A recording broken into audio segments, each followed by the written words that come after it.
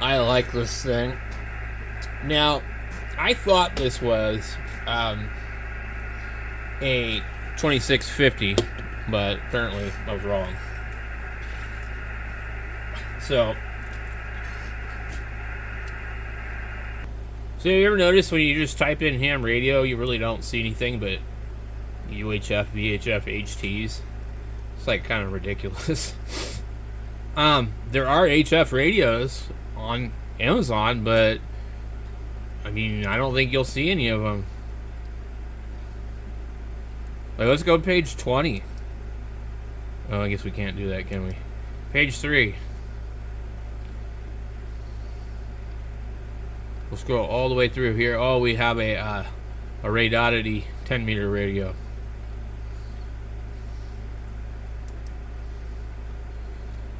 And you have like these stupid books that people buy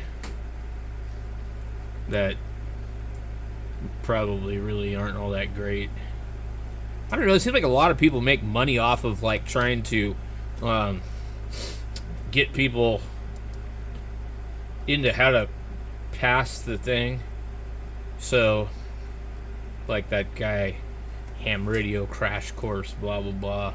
Like that's his whole objective. And if you don't think he's making money, you're nuts. Not only is he making money, he's getting free equipment and all sorts of stuff. But I don't really care for that kind of stuff. Like, I mean, I don't know the guy, so I can't really, I don't watch his channel. And the reason I don't watch his channel is because a lot of these guys are just completely like, they don't really care about the people. They're just like trying to make money.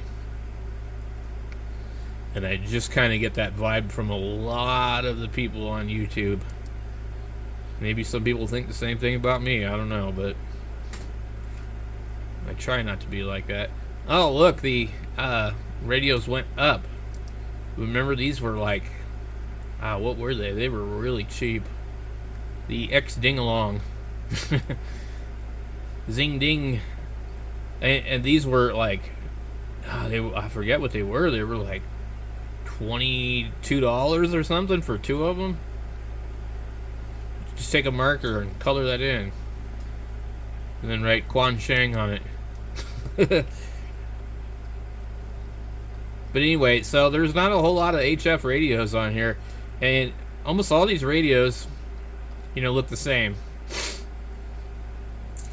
I thought about this because I was watching the video from the Australian guy, and he was, complaining that they all look the same, and that he wished the Chinese companies would come out with a 10 meter radio, a 10 meter handheld, or something like that. And there used to be a bunch of these that look like this. They were Strikers, and they were 10 meters. There's also like the quad band TYTs. But he was talking about how, like, basically the Alenkos, the 10 meter Alenkos, they only do FM. And so, but he wants one. And I'm like, well, to me, 10 meters is supposed to be on SSB. There's not a whole lot of 10 meter FM activity except for when the London and Ontario repeater comes in. And I've heard Simplex, but it's just not very active. So he was going on about that. And, I don't know, like the companies in China, they're just making what they think will sell. That's kind of how it works. So there's going to be a million versions of the UV5R, and that's just how it is. And apparently now a million versions of the UVK5. But there are lots of other, UHF, VHF radios. But yeah, they seem to like kind of be fixated on just making UHF, VHF radios.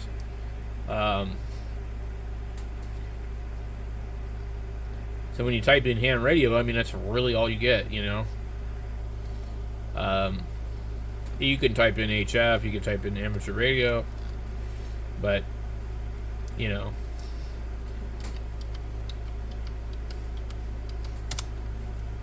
damn it.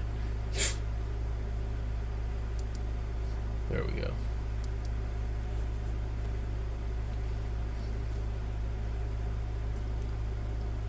And it's mostly books and crap that you end up seeing at that point. All the ham radio crash course type of crap. Fast track to your general class license. Like, you know, if you don't know how to pass the test, but you're interested in radio, you got two options. You can probably find something on the ARRL's website. That's probably where I would start. Or you can memorize the questions and fake it till you make it. Like, that's what most people do. Or you can start learning about the stuff that you're interested in, because it doesn't really require a license to learn about radios, how to work on radios, how to build antennas. You don't need a license to do any of that. You don't need a license to listen to the radio. And really, if all you're concerned about doing is talking, well, here's the thing. If you're talking, you're not going to learn anything. So, but if you want to learn, you don't need to talk to learn, you know, and you can familiarize yourself with this stuff. And by the time you do that, for just a little while, you're going to be ready to take your test. If you get on the radio and you listen every night to people on HF, and you find out how they operate, and you listen and you hear the conversations before you try and take your test, you're going to learn a lot. So anyway, or you can go ahead and pay these people money to try and get your license. It's up to you. You know, I don't know.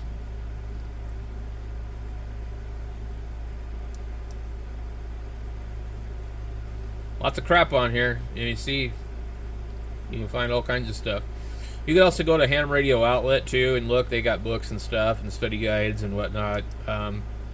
There's a lot of online ones, but I don't really know of any that I would recommend, because I just, I've got a background in electronics, so I didn't have to do anything except for study the test, and the extra was maybe a little bit tricky, but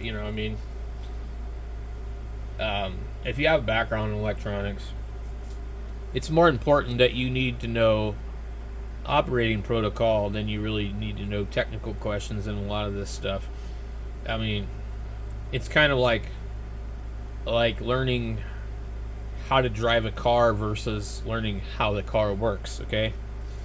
So somebody could completely know how to fix and work on a car, but they say they've never driven one before, and like a manual transmission or something like that, they wouldn't understand how to do that. So kind of like that. You need to know the rules, you need to know the protocol, you need to know, how to operate. You don't need to know how the radio works as much as you need to know the rules that they want you to follow. So that's just my thoughts on that. Anyway, we're just out here browsing some stuff and just looking at junk on Amazon. So we'll catch you guys in a little bit.